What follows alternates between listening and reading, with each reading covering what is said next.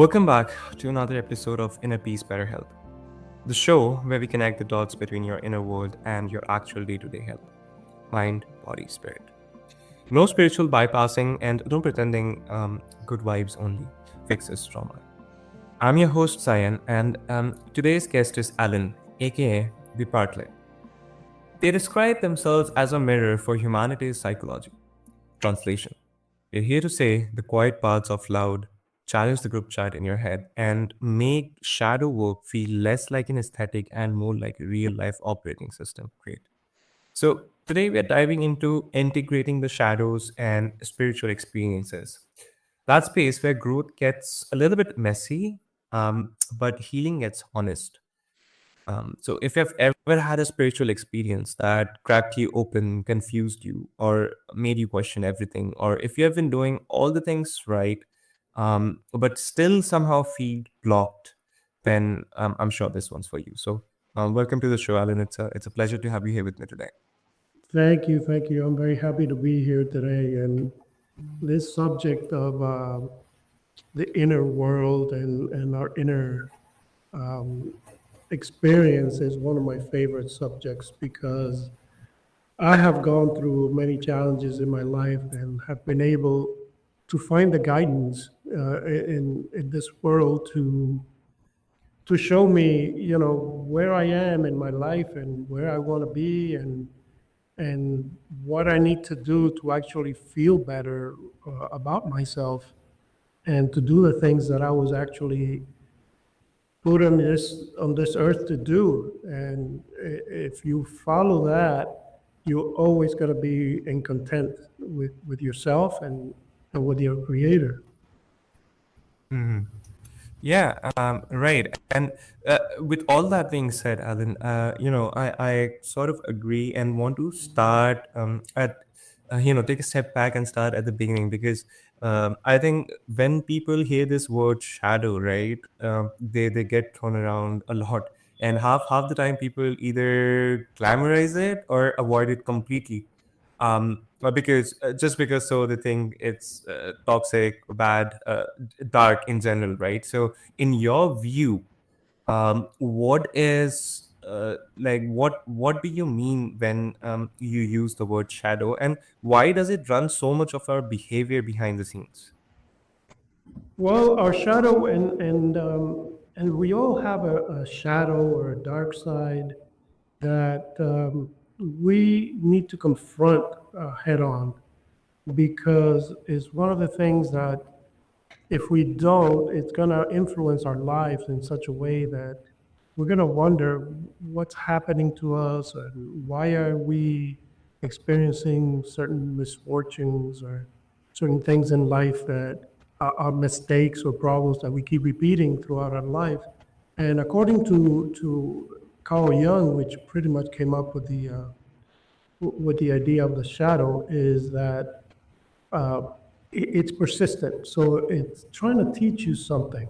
And if you don't listen to it, next time it's gonna come a little more powerful, trying to teach you certain lesson that you need to learn in life. And the shadow will integrate, I think, a lot of the negative aspects of humanity, the greed, the lack of Right. self-respect, the envy, the hatred, and things like that, which we need to understand ourselves as a whole. So it's not just the good that's in us. We need to understand, the things that also make us vulnerable to, a lot of people call evil actions or sudden attacks of violence or hatred or anger that we need to learn to control within ourselves. And you see it in a Indeed. lot of the religions. I'm sorry, do you want to say something? Yeah, yeah, no, go ahead.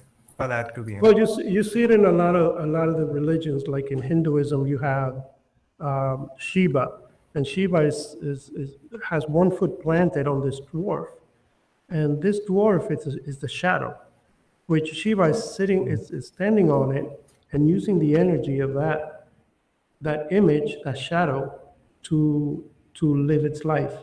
And in Christianity, you got the archangel, killing the dragon, or Archangel Michael killing the devil.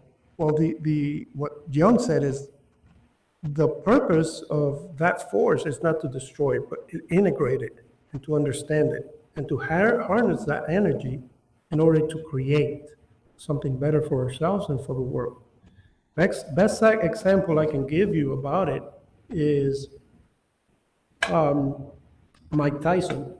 Mike Tyson had a very, very difficult upbringing where he had a lot of anger and hatred and this thing inside of him, which he learned to channel towards boxing.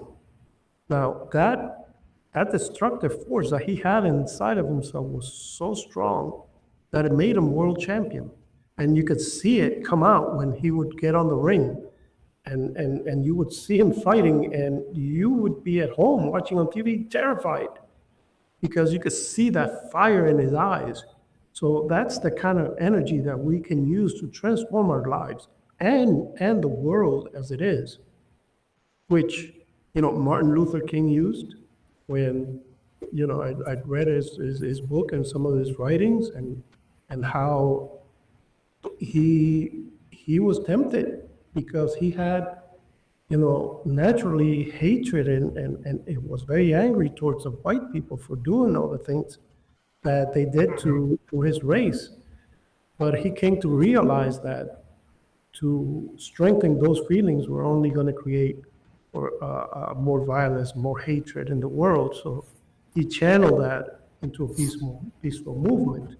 Gandhi did the same thing. When they asked Gandhi, who are you? What are you all about? He says, I'm a warrior. So he was a spiritual warrior. He wasn't this little man that was just very peaceful and very profound. He knew inside of himself he had won a war, and he gave to the world, that which India needed and wanted for such a long time. So this battle goes on inside of ourselves, and Absolutely. once we learn to integrate the shadow, we can harness that energy. Wow, that's so well said, Alan. And I think that's the part people don't love sitting with. Um, because once you see that, you can't really unsee it. You sort of start noticing how often we avoid of integrate, because that's the term that we're using consciously in today's episode, of how much energy, yeah, goes into looking right, instead of being honest. And I think that avoidance just doesn't live like quietly inside of people these days. And Alan, you're pretty direct and unapologetic in how you speak. And I gotta say that I really admire people like you in my lives as well. So from your perspective, what do you think people are actually the most afraid to commit about themselves? Spiritually, or and psychology. Even when they're in deep healing spaces. Well, when you go through this journey, and it's a spiritual journey or the psychological journey, and you got to have faith because it's a very, the human psyche is very profound. It's probably, you know, infinite on the power that we possess as individuals, and it's all within ourselves, within our psyche. So when we go into that world, we need to have faith. We need to know that there's a source, there's a power that's going to help us through this. Because if we don't have that, we might fall into the abyss. And a lot of people have actually gone insane, and they lost their whole identity because they never had that support underneath that God or Brahman, that power that we need to discover within ourselves. It's going to be there, and we got to trust in it, and not just individually, but as a whole of society and as a species. We need to trust on that it's going to guide us towards a better future. and we seem to have lost that connection. And we depend more on ourselves, our technology, and our way of life. And we need to go a little deeper and understand that without that base, that root that supports humanity, the spiritual root, because we are, not only physical beings, but we are also spiritual. And that neglect of that spirituality is what is consuming the world with all the hatred and the violence and the violent behavior that seems to sprout out of nowhere. I can tell you a personal experience where I had not a friend, but somebody that I knew, and he had gotten divorced, and then but he was kind of obsessed with his ex-wife, and we had a party one time, and he wouldn't interact with the adults.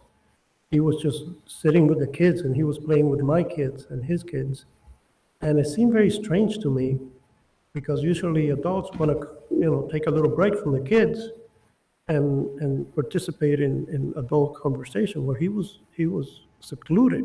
He didn't want anything to do with the adults. I said, man, maybe this guy might have pedophile tendencies. I got to keep an eye on him because he was acting very strange. Well, he was obsessed with his wife and he murdered her. And a few days after, we were, in a friend's house in the gathering, and it shocked me. And I said, well, you got to face those emotions head on. You can't just let them be or ignore them because they're gonna take over your life. And that, Carl didn't use the language demons because or evil because he was really more a doctor and he wanted not to be too associated with religion in that sense. But it's the same thing. It's that demon inside of him. He didn't confront it and came out. And this is what he did. And we see it happening all the time in the world. And it hurts. It hurts me to see this, so many times in our society where people just snap. And that's what happens when you don't confront your shadow and integrate it.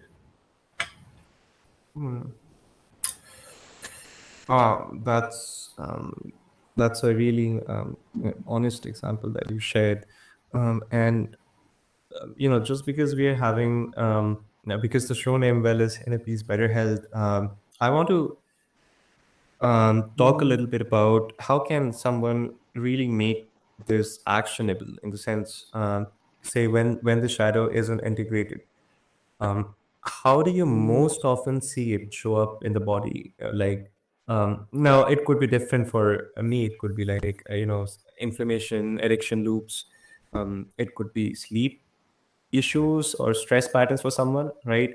And for someone who's listening to this who wants to start just a little bit today, right? What's one small step that they can take without overwhelming themselves on the first day? Okay.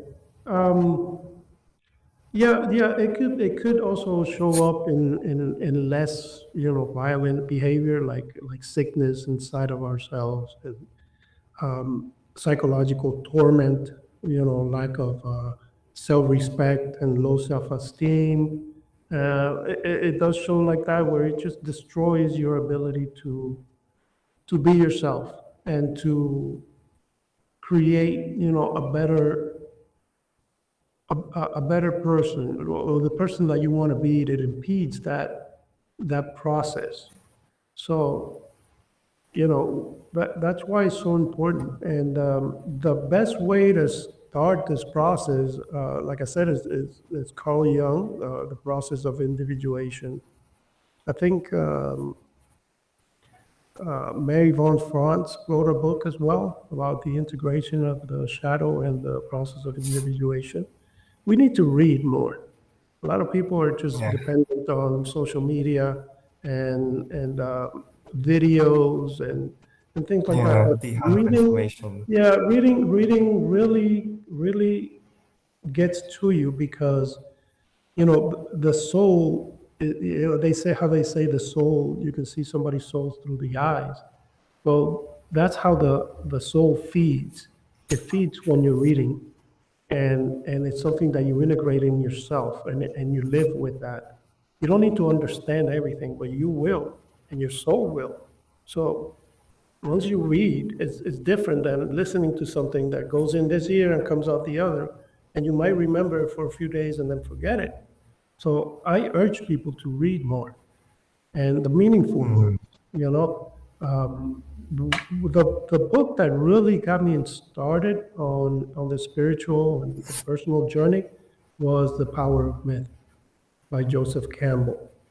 That book is very powerful, and it opened my eyes to the spiritual realm and what it means to be alive, and how I can see myself in creation. What is my role? What how can I see part of divinity here on earth?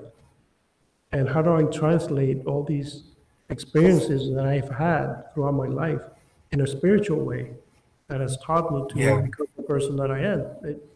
It's a process, but I would go through like I said, uh, The Power of Myth is very easy to read. It's like an interview with Joseph Campbell and Bill Moyers, and then you can go deeper and deeper and deeper as life goes on.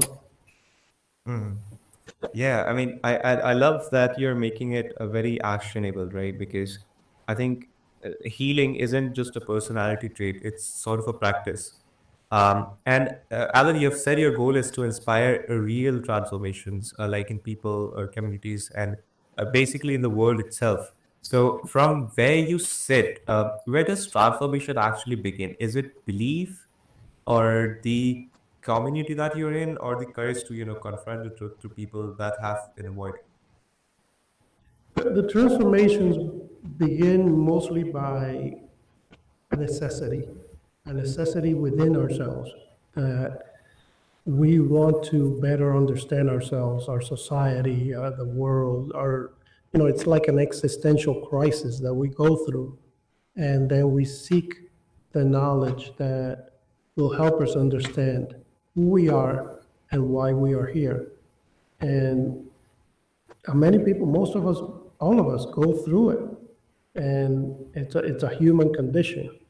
And a lot of people neglect it. A lot of people ignore it and they don't want to deal with it. And you can go out through life without even getting to know yourself and Yeah. and the deepest part of yourself. And it's a shame that you're gonna miss out on a lot of the experience of actually being alive, which is it's so mysterious.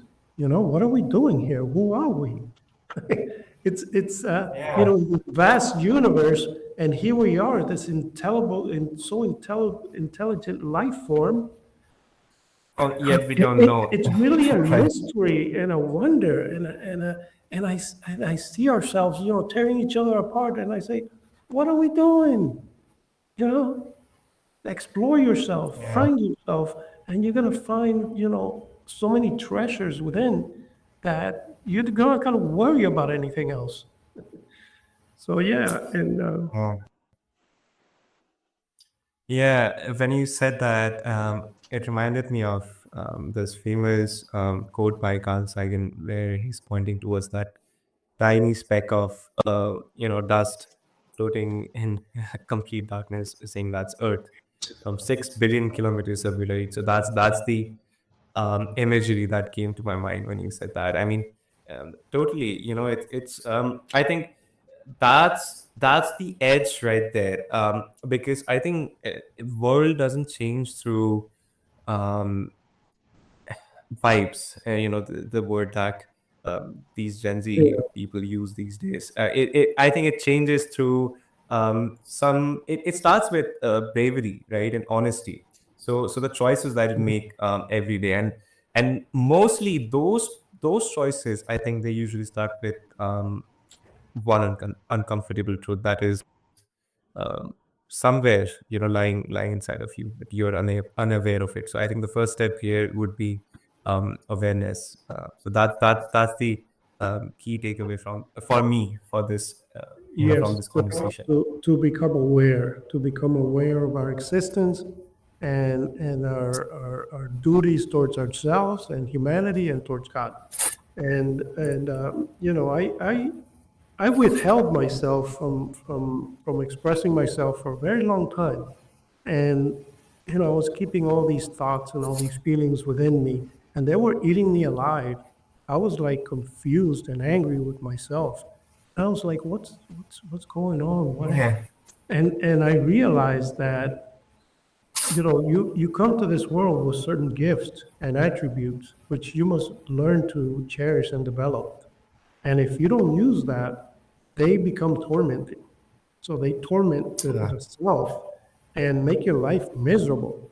So I was at one point very miserable because, you know, I didn't appreciate the things that was put inside of me that I needed to share with the rest of the world.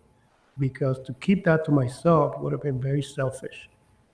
And I read, you know, from Joseph Campbell, one of his books, that said, you know, when you do that, when you deny the gift, what you're doing is, you know, denying God itself. And it's like the only unforgivable sin you could ever commit because God is not going to allow you to, He's not going to forgive that you cannot become yourself. He created you and He wanted you to be yourself.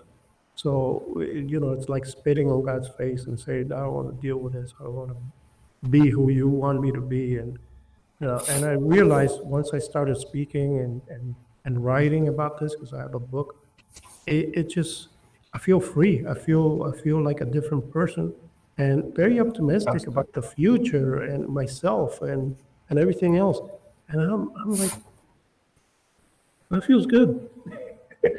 Yeah. Yeah, it's a beautiful thing. I mean, to be able to jot down the kind of emotions or whatever it is on a piece of paper. I mean, um, that's a gift, honestly. I think that humans possess. Um, so I totally agree with you on that. Yeah, that going through that and all that self torture and confusion and everything else, I realized, you know, I was being tested. I was being put through this to see how much turmoil and confusion I can withstand and understand because all I wanted to do was learn from everything. And I learned from that and I learned, you know, how to deal with the shadow and how to integrate it and how to use its powers. And, you know, from all that, and Yeah, you know, I can go on and on talking for hours, days. The energy source is, you know, it's like the fountain of youth that I never run dry, and I love it. You know, I could talk about politics and religion and economics and anything, and it's all part of what I think is a divine plan for humanity, which has been put in place a long time ago. And it's reached the culmination right now. It's reached its peak, where humanity is being asked to take a leap of faith into the future so that we can integrate all the cultures together and unite humanity and bring that future that we always wanted into existence. So it's all part of this plan to unite all the cultures and all the religions and right. everything. Yeah. Yeah, right. I mean, we could just I mean, there's just so much into spirituality leads to philosophy. That I mean, everything is correlated to each other, right? And if you when you see it that way, I think it just everything just starts with you, right? And the self awareness that um, I talked about. So, with that being said, Alan, and since we're hitting the minute mark on our clock, I would love to ask for everyone who's listening to this episode today that where can they find you at? Well, you can reach me through email at the Paraclete9 at gmail.com. And my book is available on Amazon. It's called A Modern Citizen. and it's also available in Spanish and in English. So I do, I appreciate if you can support me by buying the book. This is what I want to do the rest of my life. This is what I'm going to do for the rest of my life. And I do need, some support so I can continue and hopefully make a difference in the world and transform humanity and bring humanity a little more consciousness, a little more aware of its existence and the things that we can do if we unite as a species. Right. So be Right. ready. And yeah, and this episode is the step one to that. So wonderful, Alan. And dear listeners, I'll include the details in the show notes for you, so you can check them out anytime at your own convenience. And guys, before you bounce, no journaling marathon required for this episode, all right? If you do want to journal, though, keep it to 4 to 5 lines, because I think consistency beats intensity. And yeah, with that being said, this has been Inner Peace Better Health with your host, Sayan, featuring the Paraclete. If you got value from this conversation, please to follow the show, leave a review, and drop a note about the one insight that you're taking into real life, not just your thoughts. Until next time, protect your peace, tell yourself the truth, and keep choosing the kind of growth that makes you healthier from inside out.